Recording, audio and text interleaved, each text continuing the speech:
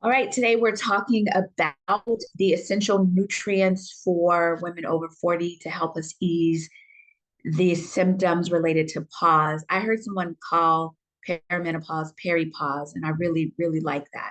So maybe the world will start calling it peripause.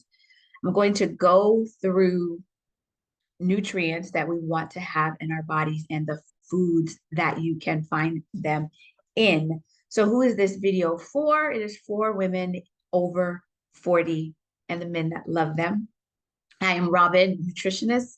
It's my 16th year and I am in the pause phase. So, I'm passionate about sharing this information with you, as well as this is the information that I need for myself. So I have to say this YouTube logistics when I say like, share, subscribe, comment. Always let me know if you have questions or comments or what videos or what topics you want to hear more about. And I thank you for being here. It is my joy to share this information with you.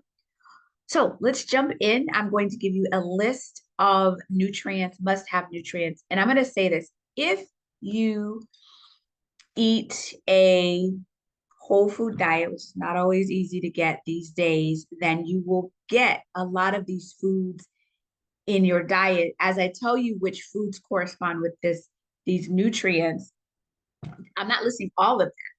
I'm listing some. So I also did a class, complimentary class, which talks about the foods and the best practices to mitigate symptoms related to the pause. I believe it's down below. You can take that class. It's on demand. So you sign up for it and you can take it in full because my goal is just to be of service to you.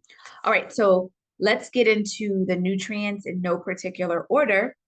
Number one is vitamin D. Remember, all of this is designed to help us feel better. Vitamin D is most prevalent in the sun. I'm going to turn on my fan and it may make a noise, but whatever. So, vitamin D is really, we get it from the sun. Food wise, it would be egg yolks, mushrooms, some fatty fish. But generally, we're not getting enough of vitamin D from our food to move the needle. And that's the one nutrient or vitamin, which is really a hormone, that supplementation is more often than not the remedy and the recommendation. So that's that. And I may have said that I am a nutritionist for 16 years, but vitamin D is one of my expertise and my necessary nutrition, my company, that is our primary supplement that we produce and that we offer different forms of vitamin D. So I'd also love to be your vitamin D supplier. But let's move past that. Also, so we said vitamin D, calcium. So calcium you can find in tofu, spinach, almonds, salmon, kidney beans. Calcium is not what I recommend at all in terms of supplementation, which may surprise you because oftentimes doctors will say for women in our age, oh, take calcium supplements. And the truth is, and I want you to look this up and do the research, calcium supplements can actually be detrimental to us. We can get enough calcium from diet, and there's no evidence that says that calcium supplements are actually preventative of any of the bone issues that we go through.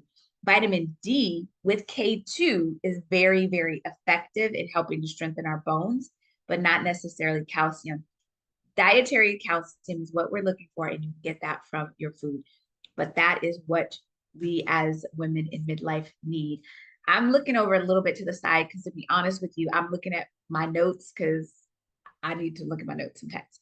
Magnesium, you can get it from, this is actually good news, dark chocolate. I use 70% or higher.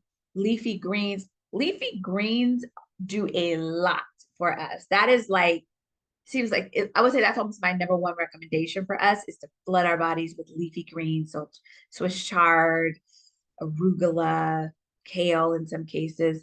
What else is in magnesium? Salmon, pumpkin seeds, almonds. You'll hear a theme. All of these foods, like if you had a huge salad every day with all the nuts and the seeds and the greens that I mentioned, you would be doing yourself a phenomenal service. So I said, so the nutrients, vitamin D, I said magnesium. Did I say magnesium? I said calcium. The B12, so this, or the B6 and the 12, organ meats, which I do not eat any organ meats at all, but that is where most of the beads are found. You can get it in eggs. You can also find, I'm still looking at some of my notes over there, some of it in poultry, nutritional yeast, clams.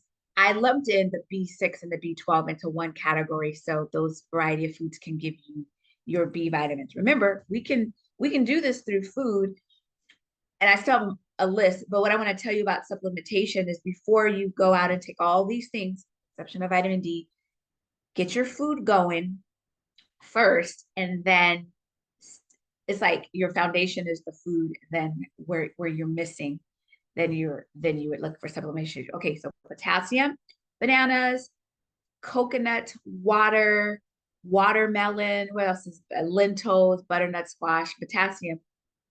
If you get cramps, potassium, ooh, I've had cramps in my feet. Like, oh my gosh, am I dehydrated or not enough potassium? I said bananas, so we need that. We also need iron, spinach. We can get iron from tofu, lentils, a variety of places. Your omegas, so your fish, your flaxseed, which I wholeheartedly recommend. If you're doing flax, do them ground, keep them in the refrigerator. Your omegas are so good, lubrication for your cells and your joints. I'm not going into all these details, but if you stick with me and you stay with the channel, there are different videos that go more into some of these things. Folate. And so folate is in your green leafies, your broccoli, your Brussels, your lentils. You see a theme here with the greens and the nuts and the seeds. Fiber, though it says that those of us that have the most fiber are the healthiest. Avocados, berries, flax, artichoke, peas. Protein is so necessary.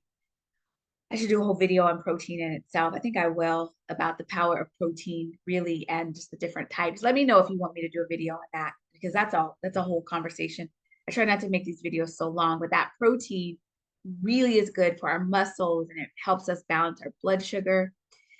So what I'm telling you is those nutrients that I just listed help us with this pause phase. And you can literally, if you had a humongous salad on a daily and filled it with lots of greens and seeds and beans and some protein, you would be doing your body good.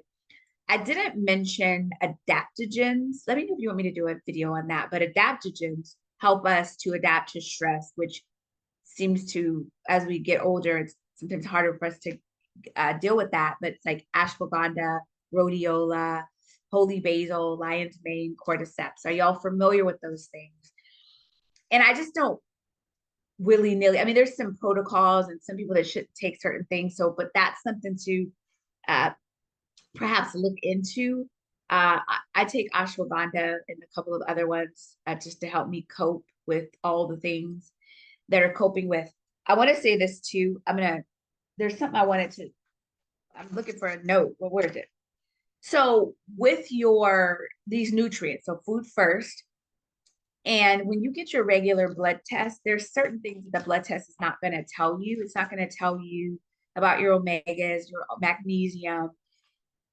If you get a micronutrient test, which is not given by your regular doctor, if you really want to go deeper into what you're missing, then that will do it. And right now, I don't have a recommendation for you on that, but there are companies that do that. So if you wanted to honestly get really deep into where your body is missing, so there's a micronutrient test, there's a fatty acid test, obviously there are hormone panels, and there's a GI map. Those are usually outside of your primary provider, if you really want to go deeper in there. So I'm going to repeat and reiterate a couple of things.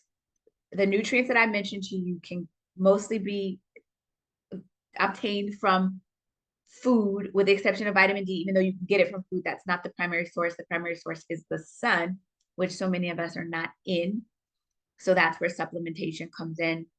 If you are eating the rainbow, and I know it's easier said than done, but serious biz, the better we eat, the better this pause journey will be. That doesn't mean you won't have symptoms.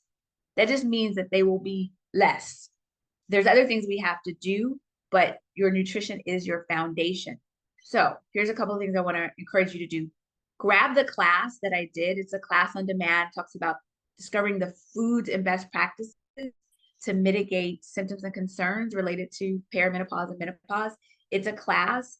Just whenever you're ready to watch it and you're ready to take notes, I go in depth into that. I try to keep these shorter.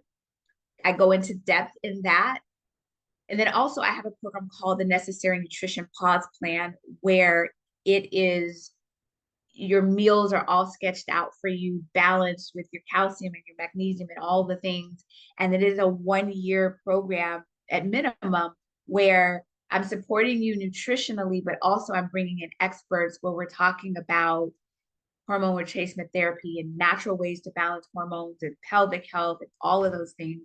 We have live programming where you can talk to those experts directly.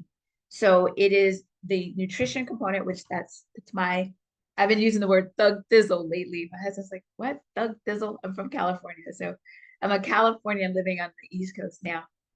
But that program gives you your nutritional support. And what I say to you is if you do the pause plan, you will reduce the symptoms and concerns related to the pause, and you will discover so much. It's so invaluable.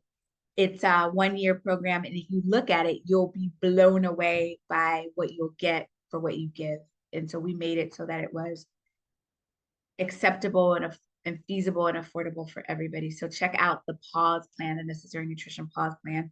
And then I'm always going to plug the Necessary Nutrition Vitamin D, because that is one of those nutrients for us in midlife, specifically D3K2. And lastly, let me know if you have any questions, comments, like, subscribe, share. And I love to keep in touch with you. And thank you so much for allowing me to take what God has asked me to do and share it with you. I'm going to stop this recording and say, eat well, think well, and be well. This is Robin, nutritionist, Necessary Nutrition. Peace and blessings.